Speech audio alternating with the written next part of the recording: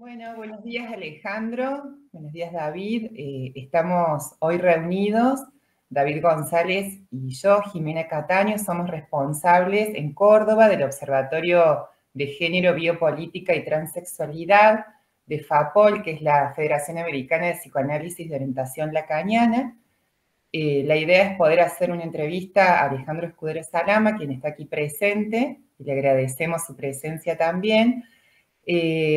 La idea es, el objetivo de esta entrevista es poner el ojo en una mirilla y esa mirilla desde esa mirilla observamos Córdoba. Y queremos saber, Alejandro, un poco cuál es la situación de las personas trans, travestis y no binarias en Córdoba, y consideramos que sos la persona, uno de los referentes en Córdoba en relación a esta temática. Te voy a presentar, así también comenzamos. Alejandro Escudero Salama es abogado egresado de la Universidad Nacional de Córdoba, director de la Comisión de Responsabilidad Social del Colegio de Abogados de Córdoba, subdirector de Derechos Humanos, coordinador de la Comisión de Derechos Humanos, Género y Diversidad del Ministerio de Justicia y Derechos Humanos, docente de la Facultad de Derecho de la Universidad Siglo XXI y docente de la Facultad de Psicología en la Universidad Nacional en un seminario que es Identidades LGBT. Bueno, contanos un poco, Alejandro, ¿cómo fue tu acercamiento a las problemáticas de las personas trans, travestis y no binarias? Bueno, en principio quiero agradecer la invitación a ser parte de esta entrevista que la considero valiosa en este diálogo entre una disciplina que ejerzo, que es el derecho, y la psicología, en este caso, en el psicoanálisis. Así que, agradecido la invitación. ¿Cómo me acerqué a la temática? Bueno, en principio por la vocación que siento que tengo por los derechos humanos, ¿no? Y empezando a trabajar en un ministerio como es el Ministerio de Justicia, en un cargo que concursé, había una agenda amplia de poblaciones vulneradas en sus derechos, y entre esas estaban las personas LGBT, ¿no? Lesbianas, gays, bisexuales, trans y más. Es así que prioricé junto al equipo de trabajo esta agenda, y nos fuimos, esto más o menos hace 5 o 6 años aproximadamente, y empezamos a trabajar la temática LGBT, donde la problemática de la población trans, ¿no? Que hoy decimos que tiene una expectativa de vida de 35 o 40 años, no hay otra población con esa probabilidad de vida. Exigía un trabajo urgente en torno a pensar políticas públicas que pudieran dar respuestas. Y desde ese lugar, si se quiere, me acerqué, por un lado, desde la gestión de política pública, y por otro lado, desde la vocación por el estudio y trabajo en los derechos humanos, ¿no? Bien, bien. Bueno, podemos comenzar por la Ley de Identidad de Género, que es pionera en el mundo, la Ley 26.743. Sabemos que la gestación de esta ley tiene ciertas particularidades. Queríamos preguntarte un poco sobre eso. ¿Cómo surge la Ley de Identidad de Género? ¿Cuál fue la participación puntualmente en Córdoba en relación a la gestación de la misma? ¿Cuál es tu opinión sobre la ley? ¿Qué nos podés contar en relación a lo que vos pensás sobre esa ley? Y el impacto que ha tenido en concreto en Córdoba la ley de identidad de género. ¿Qué nos podés decir sobre eso? Bueno, como bien decís, la ley de identidad de género es vanguardista y pionera a nivel mundial, la ley argentina, ¿no? Esta ley es la primera que toma un antecedente internacional, que son los principios de Yogyakarta. En la confección de esos principios o la redacción de esos principios hubo una participación importante de activistas argentinos, ¿no? Estos principios datan del año 2006, y Argentina es la primera que recepta, si se quiere, ese paradigma, ¿no? que proponen estos principios, y los deja plasmados justamente en la ley de identidad de género, en nuestra ley de identidad de género. Que como paradigmática y como modelo, ¿no? Viene en principio a plantear un principio de igualdad, ¿no? Ese, si se quiere, es la esencia y el sustrato de esta ley. que cómo la podemos ir traduciendo. En principio, parte de considerar a la persona como la única con autoridad para decir cuál es su identidad de género, bien, algo que no venía sucediendo antes de la ley. Antes, quien decía cuál era la identidad de género o quien validaba eso era, en principio, la psicología, la medicina, el derecho, ¿no? A través del Poder Judicial. Y luego, a partir de ese escrutinio, podríamos decir que la persona podía vivenciar o no, según la suerte que tuviera, su identidad de género y hacerlo de manera libre y sin discriminación. Bueno, la ley viene a cambiar ese paradigma, bien, a poner la autonomía de la voluntad en el centro y lo que la persona diga respecto a su identidad como máxima autoridad. Otra característica fundamental de la ley es que despatologiza el reconocimiento de esas identidades y lo despatologiza por completo a diferencia de lo que sucede en otros países. ¿Por qué digo que los despatologiza por completo? Porque en otros países todavía sigue siendo necesaria que exista un diagnóstico en torno a la identidad de género de las personas para que puedan acceder a la salud.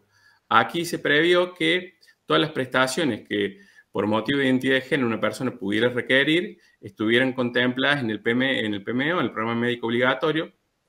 Entonces acá ya marca una gran diferencia en torno a eso.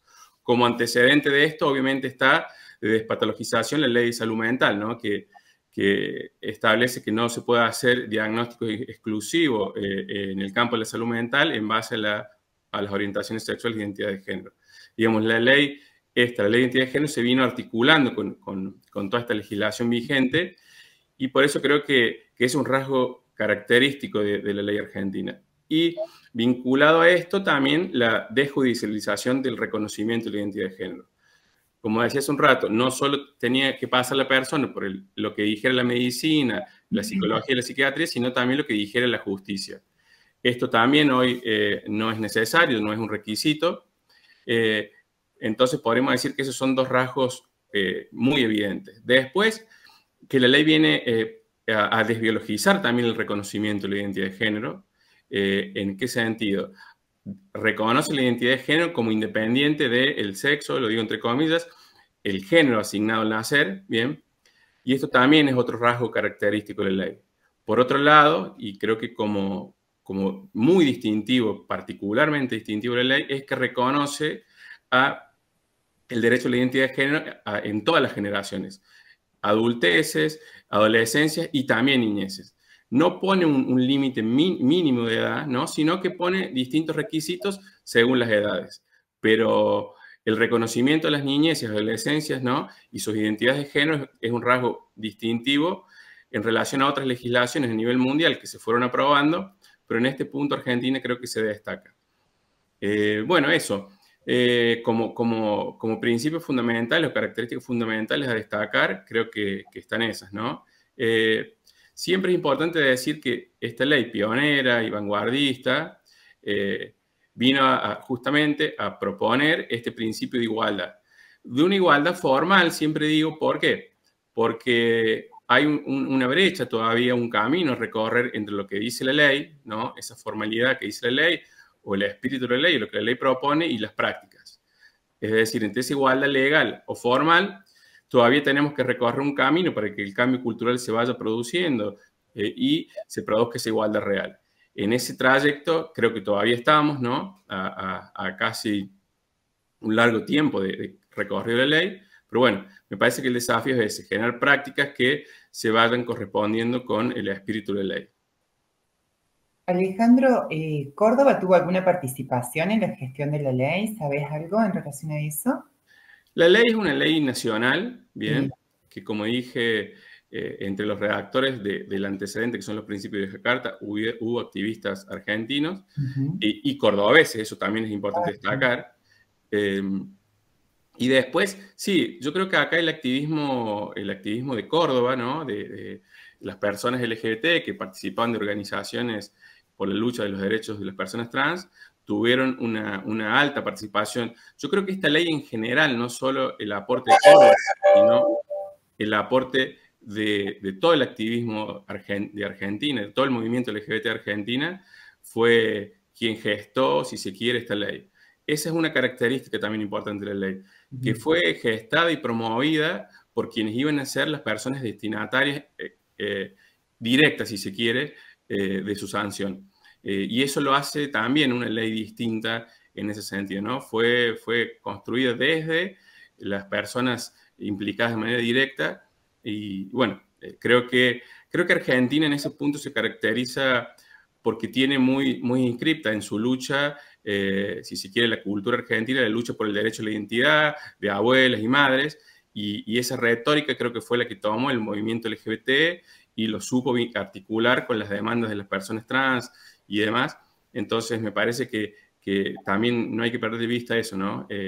Cómo pudo, si se quiere, calar en la agenda pública, insisto, sin decir que no hubo obstáculos, seguramente que los hubo, pero bueno, la participación de las organizaciones y el activismo LGBT de Córdoba y de todas las provincias en general fue fundamental para la creación de esta ley nacional. Recién mencionabas la brecha que hay desde el momento en que se promueve la ley y la implementación de la misma. ¿Podés profundizar un poquito más en eso, incluso en Córdoba? ¿Cómo es recibida esa ley? ¿Qué impacto tiene en nuestra provincia? ¿Qué podrías decir sobre eso? Bien.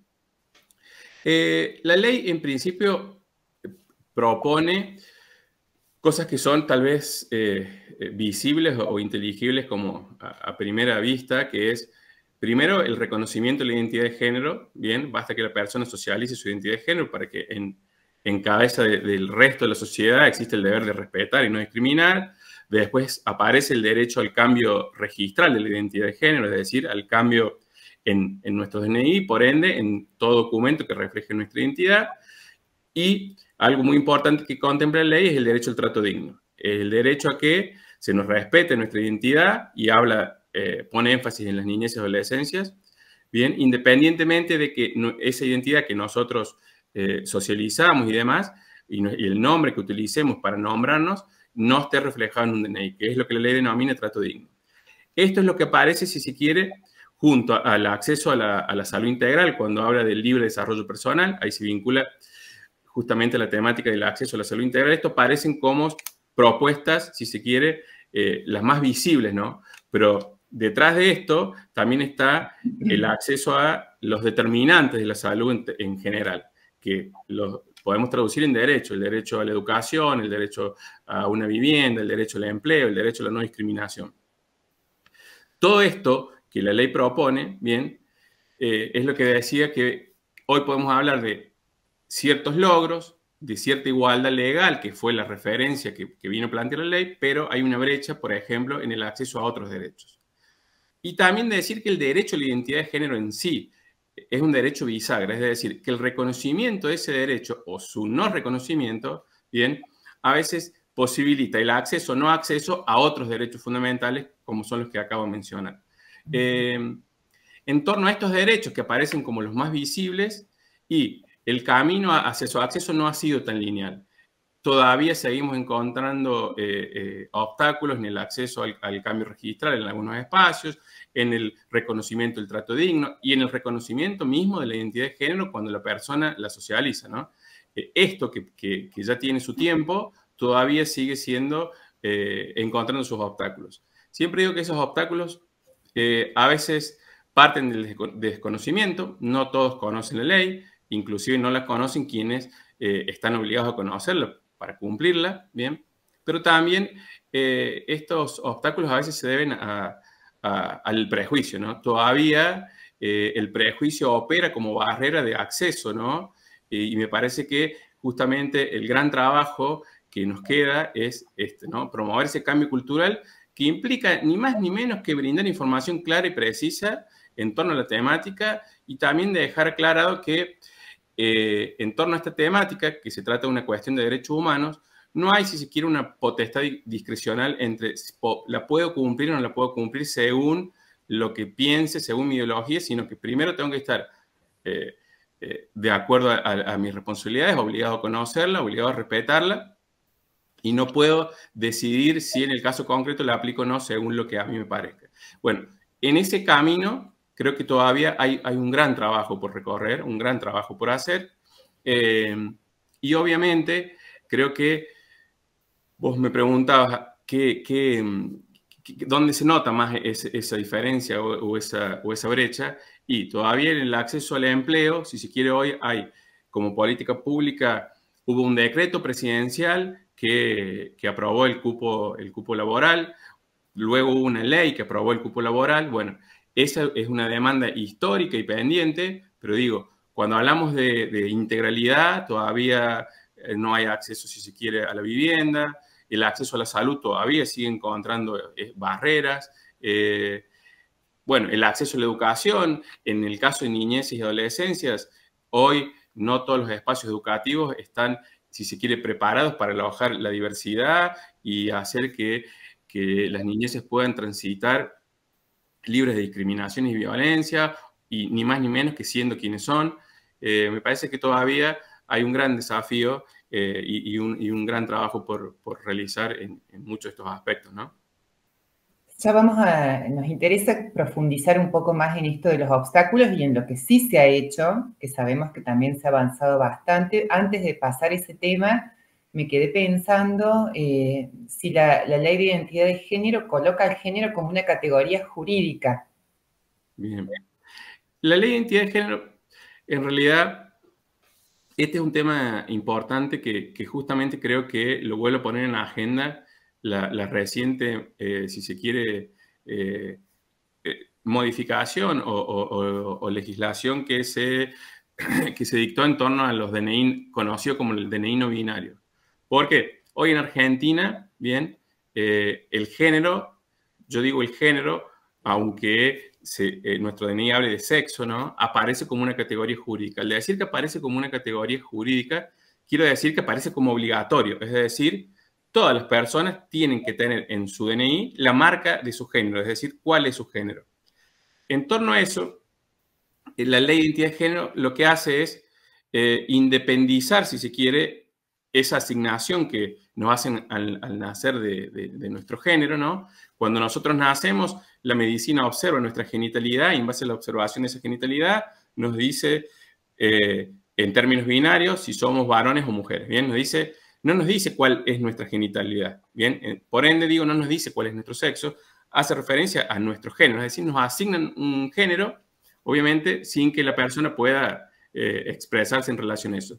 Eso hace que eso luego debe quedar plasmado en el DNI. Entonces, hoy estamos frente a una legislación que nos dice que nuestro género tiene que quedar sí o sí plasmado. En torno a si debe ser o no una categoría jurídica, yo no tengo las respuestas, si se quiere, inclusive personal, de decir qué es lo que conviene o no, pero creo que se va camino, si se quiere, a eso, ¿no? A debatir en torno a la necesidad del género como categoría jurídica. Porque, por ejemplo, hay otros rasgos identitarios de la persona que no están plasmados en nuestro DNI.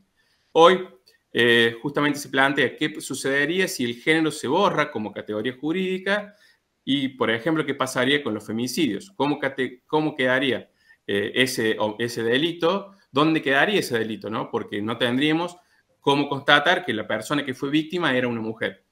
Pero yo creo que el debate que justamente esto trae y que se articula con lo que la ley propone, con esta desbiologización y demás, es un debate que creo que a todas las disciplinas que estamos interesados justamente en el trabajo de estos derechos, nos tiene que abocar a trabajarla, si se quiere, ¿no? Bien. Bueno, esto es muy interesante lo que planteas, Alejandro, porque podemos entrar de lleno entonces en cuestión con las políticas públicas, la relación que hay entre las políticas públicas y las personas trans. ¿Cómo desde tu gestión, desde tu experiencia en la gestión de las políticas públicas, cómo ha sido la interacción entre lo público y las personas trans? ¿Cuáles son las demandas que identificás fuertemente, que has identificado y que ves ahora como nuevas, como muy actuales, como las de hoy? ¿Cuáles han sido los escollos? Has nombrado sobre todo la aplicación de la ley cómo eso conlleva algunas dificultades a nivel de las ideologías de cada quien en ese momento, de la aplicación de la ley. ¿Cuáles son los escollos que has encontrado y que vos crees que siempre se repiten? O sea, como que aparece algo, obstáculos, escollos de estos que mencionabas como en general, que encontrás que se repiten en diferentes situaciones. Bueno, eso en relación sobre todo con el eje de políticas públicas. Perfecto. Yo creo que hay una matriz que es social y cultural, al cual las instituciones, entre el Estado, los gobiernos, no están exentas, ¿no?, de estar atravesadas. Cuando digo esta matriz social y cultural, me refiero a que estamos atravesados por un paradigma que es binario en términos de sexo y de género, que es adultocéntrico, que es biologicista, que es cisnormativo, que es patriarcal. Digo, de toda esa matriz, las instituciones y las personas que conforman las instituciones no están exentas. En esto, ¿qué quiero decir con esto? Estas, si se quiere, si no vamos deconstruyendo o problematizando esta matriz, eso lo vamos a ver en las instituciones, lo vamos a ver en las personas que ejecutan políticas públicas y por ende, en muchos casos, eso se va a traducir en barreras. Yo cuando digo a veces que existe por un lado desconocimiento, pareciera ser que eso con conocimiento se resuelve. Bien, que sí, creo que parte se resuelve, pero por ejemplo, el prejuicio que está muy instalado en las personas a veces, y es un trabajo, si se quiere, mucho más cualitativo, mucho más fino.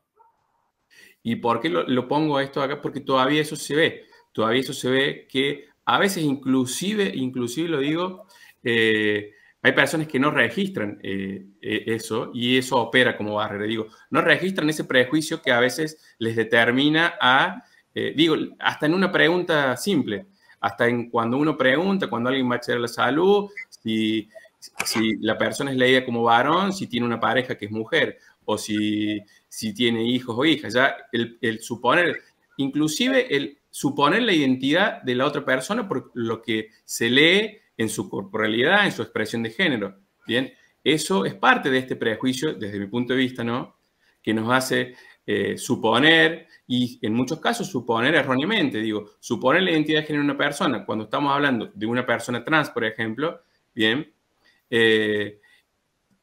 vulnera derechos, digamos, y al vulnerar derechos impide el acceso a los mismos. Entonces me parece que esa matriz social y cultural todavía hay que deconstruirla, trabajar mucho en esto, y creo que las instancias de capacitación, formación y demás son muy necesarias, muy necesarias. Y en la gestión de políticas públicas creo que ese componente no lo podemos dejar de tener en cuenta. Las políticas públicas tienen que tener una decisión política, ¿no?, bien, para que esa política pública sea viable, tiene que tener asignado un presupuesto. Y fundamentalmente también vinculado a esto que nos decías en el vínculo entre quienes gestionan políticas públicas y las personas destinatarias, en este caso las personas trans. Y yo creo que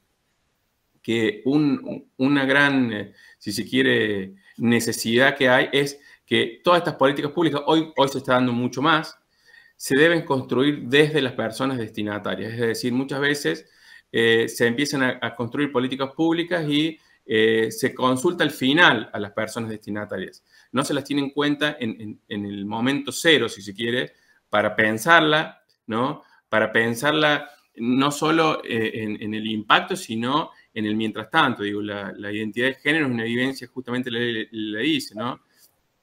Es una vivencia interna, individual, ¿bien?, que tiene un punto en donde se colectiviza, pero esa vivencia justamente tiene distintas aristas. No es lo mismo trabajar la identidad de género en las niñeces que en las adulteces, y las adulteces sobrevivientes, ¿no? Hoy, en esto que hablaba al comienzo de la expectativa de vida tan corta, que comienza justamente con la expulsión temprana del hogar, del sistema educativo, del empleo, la discriminación sistemática y demás, e impacta negativamente en la calidad de vida de la persona y explica esta tan corta probabilidad de vida. Por eso la importancia también de trabajar en las niñeces y obviamente en relación a las adulteces, políticas públicas reparatorias, ¿no? Porque el daño ya está ya está, lo han sufrido, lo siguen sufriendo, y quienes hoy se nombran a sí mismas como sobrevivientes, bueno, me parece que hay también una deuda que el Estado debe reparar. Yo creo que eso, poner énfasis en el trabajo articulado con las organizaciones que trabajan por las demandas de las personas LGBT es una necesidad, se debe trabajar así, y también articuladamente con los distintos sectores de la sociedad, porque muchas veces uno piensa que hay que trabajar solo con las personas LGBT, bien, pero las personas LGBT después tienen un trayecto como cualquier persona en todos los ámbitos de la vida, entonces hay que trabajar con los distintos sectores. La universidad, las empresas, los sindicatos, los gremios. Bueno, me parece que esa visión de trabajo articulado se debe dar, porque de hecho las personas LGBT no es que comienzan a vivir a través de que alguien piensa una política pública para ellas. Tienen existencia desde antes y en todos estos ámbitos que les acabo de mencionar, ¿no? A veces no nos damos cuenta y tenemos compañeros y compañeras LGBT, y digo, desde ahí empieza también el cambio, ¿no? Entonces, creo que la gestión de políticas públicas no puede perder de vista esto, sumado a lo que te dije, decisión política, presupuesto, y estar atento a trabajar el cambio cultural. Trabajar el cambio cultural implica ni más ni menos que una estrategia, ¿no? Porque uno puede predisponer estas políticas públicas, pero después estas barreras que hablaba hace un rato van a seguir existiendo, ¿no? Y a veces existen por desinformación, y creo que eso se puede trabajar y se puede ir produciendo el cambio cultural. Perdón la interrupción, Alejandro, me quedé pensando ahí en tu experiencia, ¿cuáles han sido las estrategias en relación a la gestión política que ustedes han podido implementar sobre este tema? Bien, mira, las estrategias creo que en esto y en diálogo con el activismo LGBT es pensar, y en esto también hay posturas, si se quiere, distintas, ¿no? Hay quienes promueven generar espacios de referencia específicos, ¿no?, para personas LGBT, y hay quienes entienden que todos los espacios deben ser accesibles para las personas LGBT, bien. No es que hay que generar un consultorio LGBT o un aula LGBT, sino que en todos los espacios donde se pueden realizar derechos, es decir, en todas las escuelas, en todos los hospitales, en todos los registros civiles, bien, esos espacios deben estar preparados y deben ser accesibles para que todas las personas, independientemente de su orientación sexual y su identidad de género, puedan acceder a los derechos que esa, si se quiere, institución o política ofrece. En esa línea es en la que hemos tratado de trabajar, ¿no? En que todos los espacios estén, si se quiere, la línea más difícil, ¿no?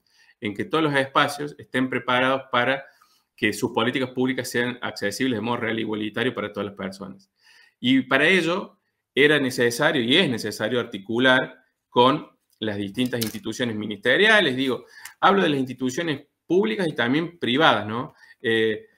Las instituciones deben estar preparadas para alojar la diversidad, deben estar preparadas para respetar la diversidad, ¿bien? Y esto es con información, con capacitación, con el acceso a estos recursos, porque lo que decía hace un rato, me parece que si no se van creando espacios donde solo por esos espacios las personas podrían transitar y, entre comillas, les estaría asegurado que no van a vivenciar discriminación y demás, y me parece que eso también sería una solución muy parcial. Por eso creo que preparar a todos los espacios, que es la tarea más difícil, bueno, ha sido un desafío. ¿Por qué? Porque entendemos que todos somos titulares de los mismos derechos, donde esos derechos se realizan en todos los hospitales, en todas las escuelas, en todas las instituciones universitarias, en los sindicatos, en los gremios. Bueno, en esa línea me parece que es importante la articulación. Bien. Y más allá, por supuesto, de la necesaria implementación de lo que ya está legislado, ¿hay demandas pendientes que puedas identificar a nivel de demandas colectivas, me refiero, ¿no? Sí. Yo creo que en esto es importante identificar que cuando hablamos del movimiento LGBT o las demandas LGBT, por momentos algunas van tomando, y lo digo entre comillas y con obviamente todo el cuidado que eso implica, cobran auge algunas en relación y otras quedan como invisibilizadas o solapadas. Digo, hoy no caben dudas que las demandas trans están más visibilizadas que, por ejemplo, las demandas del colectivo de lesbianas, ¿no? Entonces, podemos decir que en relación a las personas trans, hay algunas respuestas que el Estado a nivel de política pública nacional, provincial o municipal fue dando, ¿bien? Hay otras que todavía existen deudas. Fue dando, por ejemplo, bueno, la ley de identidad de género es una política pública en sí misma. Hoy el decreto y la ley de cupo laboral trans, el decreto que reconoce las identidades no binarias, bueno, son políticas públicas, pero el acceso a la salud sigue siendo el acceso a la salud libre de discriminaciones, prejuicios, con profesionales formados y demás. Sigue siendo, hay un camino recorrido, pero todavía hay mucho que trabajar ahí. El acceso a la vivienda, el acceso, digamos, a tener una vida libre de discriminación en torno a pensar la seguridad, y me parece que también es una deuda a nivel institucional y a nivel de la sociedad. Entonces todavía por ese, si se quiere, en esos sectores hay espacio. La educación, digamos, esto que hablabas un rato de cómo las escuelas acompañan a las niñez y adolescencias, me parece que tenemos experiencias diversas. Hay escuelas que han acompañado de manera respetuosa, se han informado y demás, y hay escuelas que por ahí no han estado a la altura de lo que la ley requiere. Entonces, estas me parece que siguen siendo deudas importantes a trabajar en torno a que esa igualdad real se dé, ¿no? Bien. Estaba pensando recién, esto es una pregunta que ahora se me está ocurriendo, pero que alguna vez lo hablamos en reuniones anteriores, me parece, sobre la resonancia que tuvo la discusión en torno a la aprobación de la ley de matrimonio, la llamada ley de matrimonio igualitario, o así conocida, y el poco ruido, la poca resonancia que tuvo la ley de identidad de género. ¿Se ha hecho alguna interpretación en torno a eso desde el ámbito en el que trabajas, o es una sensación, una lectura más propia? La percepción social, si se quiere, o lo que por ahí uno escucha con más volumen que otros relatos, es que, a diferencia de la ley de matrimonio igualitario, que si se quiere tuvo un debate a nivel social más prolongado y demás, no la tuvo la ley de identidad de género. Como que dentro del propio activismo también se reconoce eso, que era una ley que salió, si se quiere, mucho más rápido, sin el mismo debate, si se quiere, que tuvo la ley la ley de matrimonio igualitario. Y en eso por ahí se explican justamente esto bueno, que vengo repitiendo, ¿no? De que todavía hay un gran trabajo a nivel, bueno, cultural y social. Eso se nota. Igual también, a veces no hay que caer en la trampa de usar eso como excusa, ¿no? Porque, digo, si se quiere, tal vez podemos decir que la ley de matrimonio igualitario luego no aparecieron las mismas demandas en torno a barreras para acceder al matrimonio igualitario, como si aparecen barreras para acceder a la ley de identidad de género y lo que la ley de identidad de género reconoce. Es decir, en mi experiencia y en lo que uno conoce, estudia y demás, uno no encuentra tantos casos o casi, digamos que no encuentra casos de personas que hayan querido contraer el matrimonio en el marco de la ley de matrimonio igualitario y que hayan encontrado una barrera para acceder, pero sí sucede eso con la ley de identidad de género. Digo, en los cambios registrales, en el trato digno, en el acceso a la salud, bueno. Creo que por ese lado va, si se quiere, la percepción que yo he receptado y puedo dar respuesta en ese sentido. Me preguntaba en torno a los efectos negativos, quizás efectos secundarios negativos, por decirlo así, no sé cómo llamarlos, y pensaba eso, como una especie de reacción ante la aprobación de la ley y por parte de algunos agentes, quizás. Y hay nuevas leyes que han sido aprobadas, bueno, recientemente, que las mencionabas, la ley de cupo laboral trans, la ley sobre el DNI no binario. No sé si es una ley, eso nos vas a explicar un poquito mejor probablemente. ¿Cómo fue la participación desde Córdoba? ¿Ya se está implementando aquí en Córdoba? ¿Ha habido obstáculos? Bien, la ley del acceso formal al empleo de personas trans es una ley nacional que tuvo como antecedente un decreto nacional. Por ende, implica la posibilidad de acceder a espacios públicos del ámbito nacional. La ley invita a las provincias a adherir. Es una invitación, digamos, no es que las provincias están obligadas a generar una ley, si se quiere, en consecuencia. Bien, todavía sé que hay algunas provincias que han hecho lo propio, lo habían hecho antes. Bien, acá en Córdoba hay algunos municipios que lo habían hecho antes que la ley. Todavía a nivel provincial no hay una adhesión en ese sentido. Se están trabajando proyectos de ley de inclusión laboral o acceso a derechos de manera integral, ¿bien?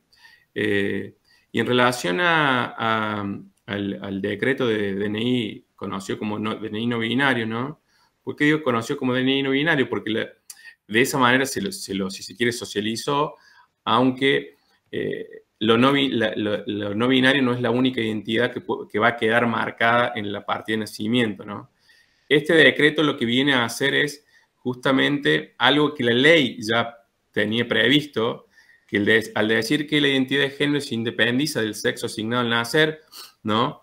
Lo que estaba diciendo es que la identidad de género no solo se reduce al espectro binario masculino-femenino, sino que va mucho más allá. La ley de identidad de género no dice quien se identifica como varón puede pasar a identificarse como mujer o quien se identifica como mujer puede pasar a identificarse como varón. No lo decía. Por eso hay quienes, yo me incluyo, entendemos que la ley de identidad de género ya se corría del binarismo. Pero en la materialidad eso no lo podíamos ver. Por eso este decreto vino, si se quiere, solucionar este aspecto, ¿no? Y también abrir un debate que creo que hoy no se está dando, pero ha quedado instalado ahí esto, en donde las personas pueden dejar en su partida de nacimiento una marca de género que va más allá del binario tradicional, ¿no? Y la ley da una serie de posibilidades que no son taxativas, son solo enunciativas. Entre esas está no binario. Inclusive la ley da la posibilidad de que no se especifique, que no se dé cuenta del género. Bien, y en este sentido lo que va a suceder es, a diferencia de lo que venía sucediendo, que un trámite de cambio registral implica primero generar una nueva partida de nacimiento y luego en base a esa nueva partida un nuevo DNI. Ahora, no solo la persona va a poder optar entre masculino o femenino, ¿no? Sino también entre todo este espectro que es no binario, género fluido o cualquier otra denominación, siempre y cuando esa referencia, ¿no? No se encuentre comprendida dentro del binario femenino-masculino. En esto la participación, yo creo que siempre digo, la participación fundamental en todas estas luchas ha sido del activismo de las organizaciones, entre eso las organizaciones LGBT de Córdoba, que han tenido una participación importante, tanto en la ley, yo creo que en la ley de cupo laboral trans fue muy importante, y también, tal vez un poco menor, en la ley, en el decreto de DNI no binario. Bueno, me parece que estos dos hitos, que todavía hoy no tienen una implementación efectiva, sino que se está trabajando en el registro de anotación voluntaria de personas que quieran ser parte de este cupo, y obviamente en relación a los DNI por fuera del binario, hoy sí ya se está implementando, en Córdoba se está implementando, ya hay personas que han optado por la opción de justamente marcar su género por fuera del binario. Yo he acompañado puntualmente varias de esas demandas. Bueno, esto ya fluye, si se quiere, ya es un derecho que se está ejerciendo, ¿no? Bien, bien. Una pregunta más que de mi parte quería hacerte en torno a, ya que mencionabas la cuestión de la partida de nacimiento, la cuestión de las infancias, las niñeces, bueno, ¿qué ocurre al nivel de las niñeces? ¿Qué casos se han encontrado en relación con las niñeces, las adolescencias, en relación con la identidad de género? ¿Qué problemáticas también? Eh, Bien, eso, lo que puedas comentar en torno a esa cuestión. Bien. Me parece que este es un tema importante en torno a que esa matriz social y cultural que hablo como generador de este prejuicio y demás, se pone, si se quiere, cobra mayor énfasis cuando se trata de niñez y adolescencia, ¿no?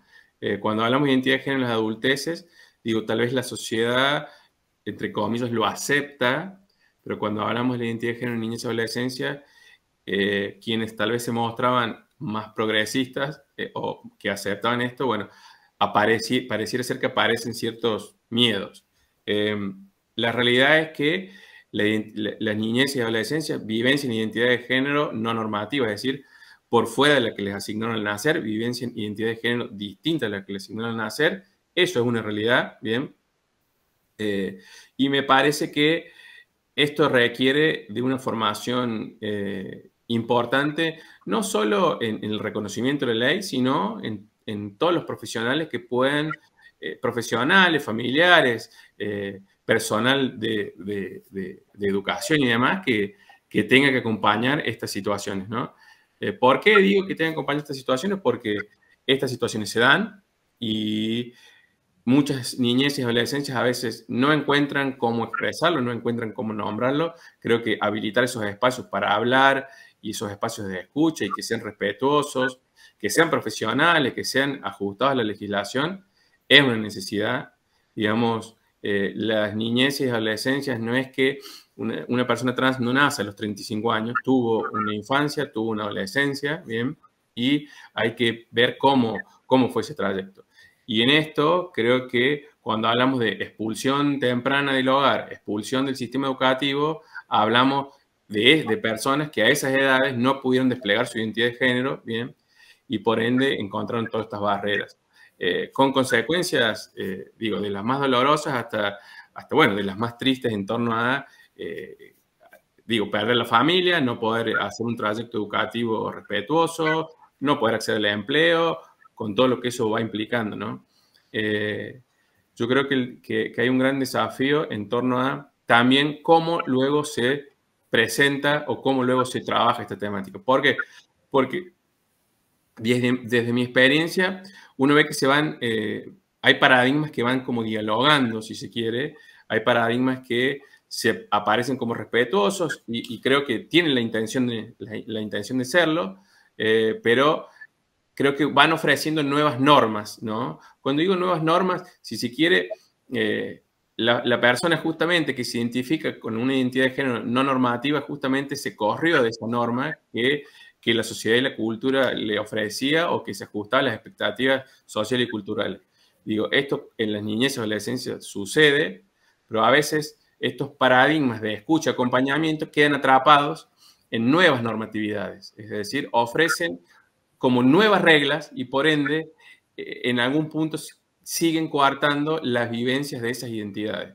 Y digo siguen coartando porque es como que, digo, en la experiencia, bueno, te acepto tu identidad de género, ahora quiero que la despliegues de determinada manera y con esta linealidad y cumpliendo todos estos requisitos. Y si hay algo que creo que tiene en mi experiencia el acompañamiento y la escucha a niñez, adolescencia, adultez, es que la identidad de género es dinámica, la identidad de género es justamente una vivencia interna individual, es decir, de cada persona, y no hay dos realidades iguales. Sí hay muchas cuestiones en común, sobre todo lamentablemente las que se vinculan con la experiencia de discriminación o las barreras de acceso, pero la vivencia en sí, bueno, me parece que hay que disponerse a escucharla y justamente a habilitar el despliegue de eso único que tiene cada persona para decir en torno a su identidad.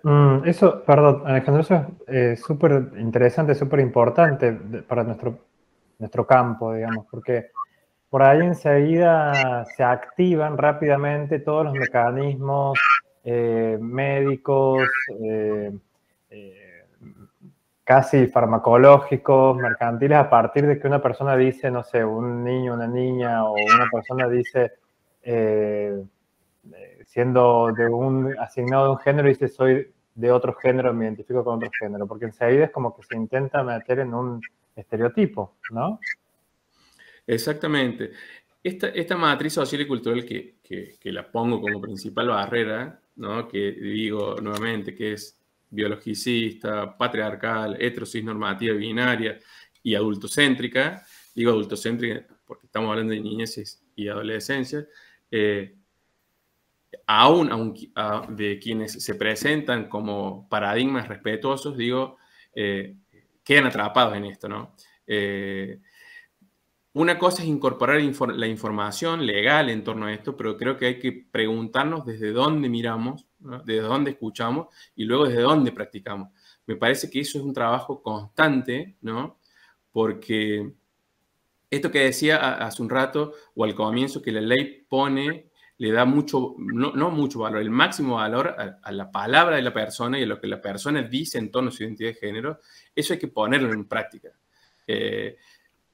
Y sobre todo en relación a las niñeces, ¿no? Porque venimos siendo muy progresistas o muy que promovemos estos derechos, pero insisto, cuando una persona, cuando una niña, un niño, una niña habla, a veces aparece como, tiene tanto potencia esa voz, digo, eso pareciera ser que no nos cuestionamos. Me parece que hay que trabajar esto que la ley habla de la capacidad progresiva, el interés superior, bien. La ley tiene en cuenta la edad, lo etario, pero también tiene en cuenta lo que cada persona en el caso concreto puede comprender, puede decir, y eso creo que es vital en este punto. Y cuando digo de no solo cuestionarnos todo el tiempo nuestra mirada, nuestra escucha y por ende nuestras prácticas, tiene que ver con esto que vos decías, que cuando aparece una experiencia de este tipo se activan determinados protocolos, y me parece que esos protocolos a veces vuelven a ofrecer casilleros. Es decir, vamos a ver dónde va encuadrando. Y pareciera ser que todo ese aspecto está dentro del aspecto de la diversidad y los derechos humanos en torno a paradigma de acompañamiento. Yo lo problematizo. Lo problematizo porque creo que hay que tratar de que esas fronteras sean lo más amplias posible, digo. Y podemos decir hasta que no existan de esa manera en que se propone. ¿Qué quiero decir con esto? Hoy, en la escucha, muchas veces pareciera ser que la solución, por ejemplo, para una madre o padre que se acerca a comentar que está viviendo una experiencia que supone vincular la identidad de género de su hija, hijo o hija, la respuesta a veces de profesionales que pareciera ser que son respuestas que salvan la vida o la situación es encauzarla para decirle que tal vez tiene un hijo trans. Y ese tal vez a veces no es un tal vez, tiene un hijo trans. Entonces es como que ya eso me parece que hay que pensar todo lo que implica para la persona que recibe que le digan que su hijo o hija es trans, a veces sin escucharlo. ¿Qué quiero decir con esto? Porque se activan todos estos protocolos, inclusive a nivel familiar. Bueno, entonces te aceptamos, te vamos a acompañar, y ese acompañamiento también implica tiempos. Y los tiempos, son también los tiempos de los padres, de las madres y demás, pero el tiempo fundamental es el tiempo de ese niña o niño o adolescente que la está vivenciando. Y me parece que eso hay que trabajar. Y esperar a ver cómo se nombra, si se nombra como una persona trans o no, si se nombra como una persona no binaria o no, cómo se nombra, cómo está vivenciando, y no tenerle miedo. Digamos, pareciera ser que la categorización es algo que necesario y que nos estabiliza. Preguntemos a quién estabiliza. Estabiliza a quien está escuchando, a quien está acompañando, a la mamá, al papá, y estabiliza esa categoría, ese niño, ese niño, ese adolescente. En muchos casos, en mi experiencia, no. En muchos casos me piden que explique a sus familiares que si vivenció que está vivenciando la identidad de género de esta manera y que si luego la vivencia de otra, no es que en ese tiempo se equivocó, no es que en ese tiempo no fue quien decía ser. Y eso es un trabajo, imagínense el costo para la persona, ¿no?, que lo está vivenciando, que le crean. Digo, hay algo que creo que a todas las personas nos pasa, nos gusta que cuando sabemos que trabajamos o hablamos desde la verdad, que nos crean. Bien, me parece que eso en las niñez y adolescencia hoy es un gran desafío. Yo creo que hay mucho conocimiento por construir y ese conocimiento, como todo lo que tal vez pude haber dicho acá, es un conocimiento que se tiene que construir desde las personas LGBT, desde las niñas LGBT, desde las adolescencias LGBT, desde la adultez LGBT. Me parece que nada sin ellas en ese sentido, porque, bueno, yo creo que hay una deuda en torno, y tal vez esta deuda que voy a nombrar es la más invisible, que es epistemológica. Me parece que esos conocimientos a veces se construyen, bien, bueno, a través de otras personas, de otros relatos. Entonces yo también siempre digo, yo me pongo en lugar de una persona que tiene vocación por los derechos humanos, por los derechos de las personas LGBT, por los derechos de las personas migrantes, y hoy también me toca hablar por los derechos del movimiento LGBT, pero siempre trato de poner en práctica esto, ¿no? De construir ese conocimiento desde esa experiencia, de habilitar esas voces, y además y creo que esa deuda epistemológica en torno a las cuestiones LGBT es una cuestión de justicia, me parece. Bien, me gustó la palabra que dijiste, yo problematizo. Me parece que no es sin eso, al menos ingresar una pregunta, una espera, una pausa, una escucha. Sí, pensaba, perdón, David, sí. En esto de el problematizar, quizás recién apareció muchas veces la palabra norma, normatizar, ¿no? Quizás se cuestiona una normatización y una norma con el riesgo de volver a armar otra rápidamente, ¿no? De volver a normalizar algo de nuevo. Entonces, quizás me parece que quedarse en la problematización un tiempo sería interesante. A mí me quedaron dos preguntas. Una de ellas era, ¿cuáles son concretamente los escollos que se encuentran? Vos mencionaste que uno era en el cambio registral. A veces había muchas dificultades. ¿Cuáles son puntualmente los escollos? Porque me costaba pensar quiénes se encuentran con esos escollos, cuáles son puntualmente. ¿Vos los podrías definir un poco? Bien. Jimena, ¿vos decís los escollos en torno al cambio registral? Sí. Bien. Muchas veces sucede que el sistema, si se quiere, registral de las personas a nivel país, tiene como tres esferas. La nacional, que es el RENAPER, que es la Dirección del Registro Nacional de las Personas, que es la única autoridad que nos puede otorgar el DNI. Y después hacia abajo existen los registros provinciales, los registros civiles provinciales, y después los municipales. Ese es como el orden jerárquico. Y lo pongo en evidencia porque hay decisiones que solo toma el RENAPER, por ejemplo, solo el RENAPER otorga DNI, y las provincias, a través de sus registros provinciales, que es uno, o municipales, que son conforme a la cantidad de municipios que tenga, son quienes pueden modificar la partida. Más que modificar, crear la nueva partida. El principal escollo a veces es el desconocimiento, ¿bien? Y a veces en la realidad demuestra que sumado al desconocimiento está el prejuicio. Ha habido experiencias de personas que han asesorado pidiendo requisitos que no existen, ¿no? Bien, que no, como dejar de ser parte de una iglesia, de la Iglesia Católica, para luego venir a pedir el trámite de cambio registral. Pensemos en eso, todo lo que eso supone. Supone que la persona ya tiene una religión y que esa religión es católica, algo que no los podemos saber. Bueno, todo eso es lo cultural. Y después el desconocimiento de cómo es realmente el trámite. Muchas veces las personas dicen, por ejemplo, con las personas menores de edad, creen que las personas menores de edad no pueden acceder a este trámite, y sí pueden, con distintos requisitos, o que una persona que nació en otra provincia no puede hacerlo en la provincia donde está viviendo, y sí puede hacerlo. A veces, ¿qué documentación se le solicita? Bueno, me parece que ese combo entre a veces desconocimiento, a veces prejuicio, suele aparecer como barrera. Hoy cada vez mucho menos, ¿no? Encontramos a veces algunos casos aislados a resolver, pero bueno, cada caso implica una negación del derecho a registrarle a una persona y obviamente que tiene la misma importancia, ¿no?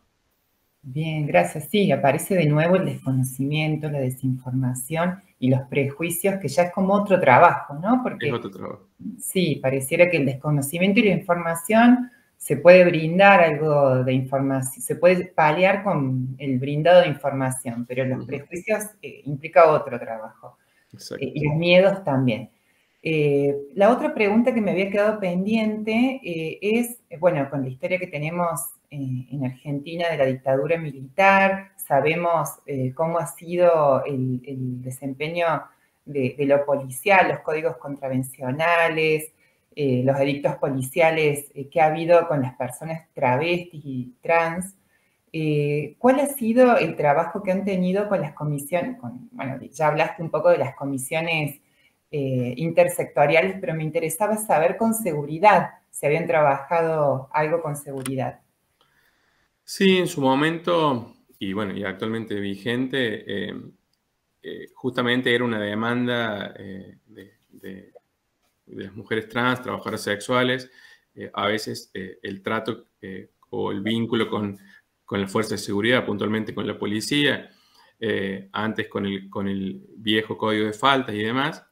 En torno a eso se creó un dispositivo que era un canal de comunicación directo entre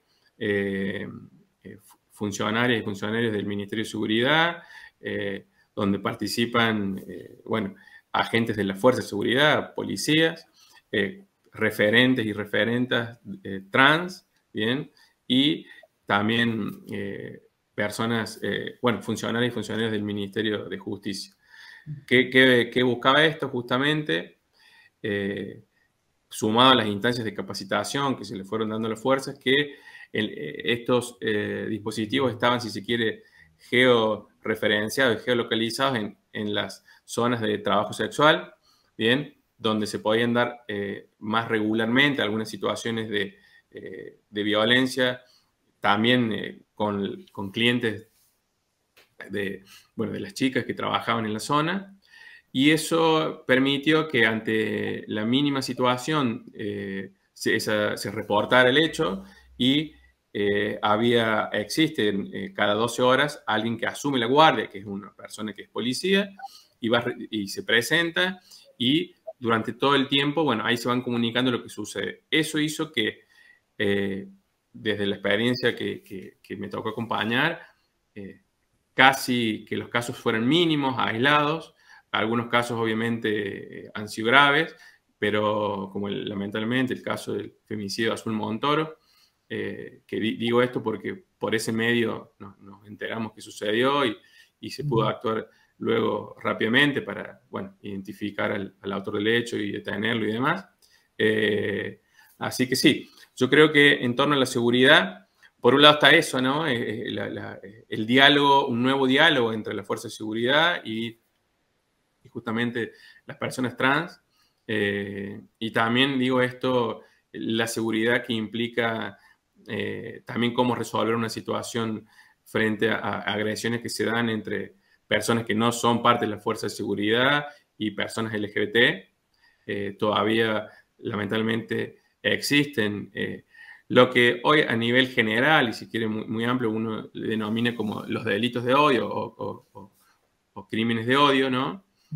Justamente se basan en el prejuicio hacia la orientación, hacia la supuesta orientación sexual o identidad de género de la otra persona. Es decir, todavía hay hechos de violencia en donde la persona agresora lo hace en base a la suposición de la identidad de género o orientación sexual de la otra persona, porque muchas veces supone y en esa suposición actúa. Bueno, todavía eso es algo también importante. Si uno tiene que decir qué temas de agenda hay que trabajar a nivel institucional y obviamente de la sociedad, los delitos de odio, los crímenes de odio, también es una deuda ahí importante trabajar, ¿no? Bien. Bueno, Por mi parte, Jime, no tengo más preguntas. No sé si vos querés agregar alguna más. Y yo estoy un poco curiosa. No, la última, prometo. Sí, bueno, preguntas tendríamos para pasar el Sí, día. Sí. sí. Pero a mí me gustaría, en esta línea en la cual vos te posicionás, Alejandro, que decías recién de la problematización, me gustaría preguntarte, porque lo hemos conversado, pero no quería dejar de pasar esta oportunidad, sobre el paradigma del cuerpo equivocado. ¿Cuál es tu posición en relación a eso? Bien. Bueno, esto lo vinculo hoy más que todo en relación a las niñez y adolescencias, ¿no? Y lo he dialogado mucho con adulteces trans activistas. Digo, el paradigma del cuerpo equivocado, siempre tomo el ejemplo de lo que una niña, un niño, un niñe, bueno, empieza a ver en el aula, ¿no? En el aula, si hablamos de, por ejemplo, una niña trans que en el aula ve que cuando se explica la corporalidad de las personas, se dice que pene es varón y vulva es nena, y esa persona está vivenciando una identidad de género que justamente que se corre la norma y por ende no hay esa, lo digo muy entre comillas, correspondencia entre lo que la persona vivencia y su genitalidad, ¿bien? Bueno, digo, ahí empieza a nacer ese paradigma de que hay cuerpos equivocados, porque si esa persona, ¿no? En el trayecto de su vida no tiene cómo tramitar ese mensaje, ¿no? Que le dijo, lo que le dijo, empieza a pensar justamente que su cuerpo está equivocado y que lo tiene que modificar. Y luego hay una decisión, también lo digo entre comillas, de modificar su corporalidad. Y la pregunta es cuán libre fue esa decisión, ¿no? Porque tal vez la única propuesta que tuvo es esta, ¿no? Esta clase en una escuela en donde le hablaron de la corporalidad de las personas y le dijeron que la corporalidad de las personas es así, ¿bien? En términos binarios, en términos biologicistas. Entonces, esa persona tal vez lo digo, en el trayecto de su vida empieza a construir esa decisión, después la toma, ¿bien? Y la toma libremente, lo digo. Bueno, ahí me parece que hay mucho por trabajar en torno a esto, ¿no? Porque a esa persona generalmente, y tal vez esto es una terminología más propia de ustedes, ¿no? Ese malestar que la persona empieza a sentir con su corporalidad, que hace que vaya construyendo esa decisión de modificar su corporalidad. Bueno, cuán determinada está por la sociedad y por la cultura, por la única posibilidad que tuvo de tramitar la vivencia corporal, que es pensando que la única solución para ser quien sentía ser era tener eso que decía esa lámina, ¿no? Porque si yo quiero ser eso que siento, tengo que tener tal vez eso que dice la lámina.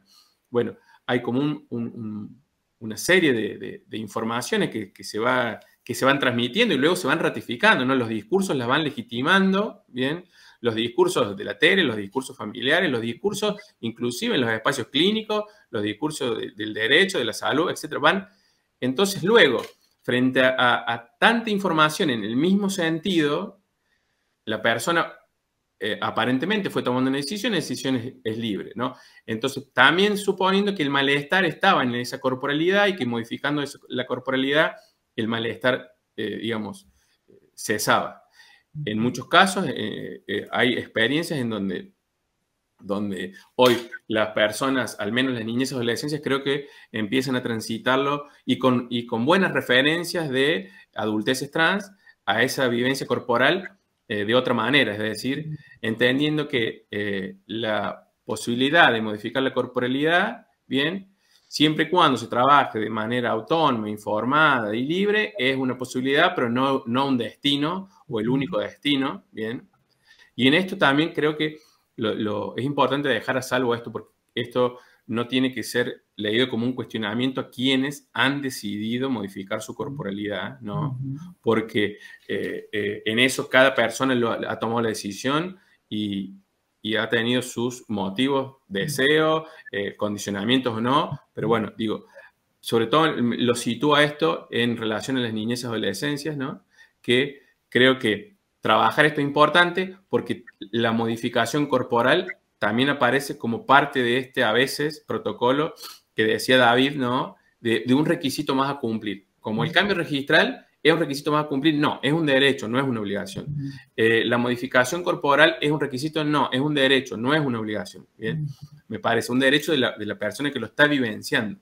Yo creo que para ejercer los derechos, esos derechos los tengo que conocer, tengo que estar informado. El ejercicio de estos derechos en todas las personas, pero fundamentalmente en las niñez y adolescencia, exige un consentimiento. Ese consentimiento debe ser informado y debe ser realmente informado. Debe ser un proceso de consentimiento informado. No es ir a comprar algo y que me digan es así, así, así. No, es un proceso de consentimiento informado. Bueno, debe ser acompañada esa decisión, debe ser libre, bueno, debe ser profesional, debe ser ajustada a la ley. Yo creo que en esto me parece que hay que trabajar bastante. Creo que a ustedes como disciplina de la psicología o el psicoanálisis, el trabajar las expectativas que tiene una persona en torno a esto, lo previo a la decisión y lo posterior a la decisión son hitos, son cambios en la vida de cada persona, ¿bien? Me parece que es importante. Y me parece que hay que, insisto, también seguirlo problematizando. Me parece que hay que hacer convivir estos discursos vigentes, que hoy algunos discursos se hegemonizan, y vuelvo a lo que veníamos hablando, se normativizan y aparece como un deber ser, y creo que en esto la dignidad de las personas lo que más quiere es libertad, y digo libertad con información, libertad sin discriminación. Bueno, me parece que hay un desafío importante, digo, para todas las personas, quienes ejercemos el derecho, la psicología, el psicoanálisis, la medicina, bueno, etcétera, ¿no? La sociedad en general. Bien, te agradezco. Me interesó puntuar, no dejar pasar eso que dijiste en relación al consentimiento informado. Desde la bioética, el consentimiento informado no es un papel que se firma, sino que se insiste mucho en el proceso que implica, que el consentimiento informado es un proceso. Y me quedo pensando en lo que mencionaste recién, que un derecho puede convertirse en un imperativo, ¿no? Que hay que quizás detenerse en un momento en donde un derecho puede ser un imperativo, una obligación, ¿no? Me parece muy interesante ese punto y te lo agradezco mucho. No, sí. No, digo, es lo que a veces uno puede rescatar de las experiencias que acompañan, ¿no? Que muchas veces, escuchando, pareciera ser que las personas preguntan si para vivenciar mi identidad debo hacer tal cosa. Y creo que quienes estudiamos la ley, quienes la conocemos y tenemos la responsabilidad también de promocionarla en términos de hacerla conocer, que es ni más ni menos que hacer conocer los derechos, me parece que hay que hacer entender cuál es el espíritu de la ley. Justamente la ley de identidad de género es una ley de derechos para sus titulares y no de obligaciones. Digo, nadie está obligado a socializar su identidad de género si no siente que quiere hacerlo o que está preparado. Nadie está obligado a cambiar registralmente su identidad de género si no lo quiere, bien, porque basta que la vivencie para que el resto se la tengamos que reconocer, respetar y no discriminar. Nadie está obligado a modificar su corporalidad, a pesar de que la ley contempla tratamientos hormonales, cirugías y demás. No son requisitos para poder vivenciar la identidad de género. Nadie nos los puede poner como requisitos. Son derechos que las personas podrán ejercerlos si entienden que se conforman a la construcción de su identidad de género. Me parece que eso. Y a veces esto que vos decís, que esto que es un derecho se torna normativo, una obligación, bueno, me parece que tiene que ver con quienes la hacemos conocer, con los relatos que se van hegemonizando, con la información tal vez que se va ofreciendo, y que yo creo que el espíritu es siempre esto, ¿no? Me parece que en pos de la dignidad de cada persona, el esfuerzo en traducir esta ley en ese sentido es una obligación, si se quiere, ética, ¿no? de cada persona. Bueno, muchísimas gracias, Alejandro. No sé, David, si vos querés hacer algún comentario más. No, simplemente agradecerle a Alejandro su tiempo, su generosidad para responder. Y bueno, es muy probable también, Alejandro, que te volvamos a contactar, seguramente. Muchas gracias. No, a ustedes, no. Gracias a ustedes y bueno.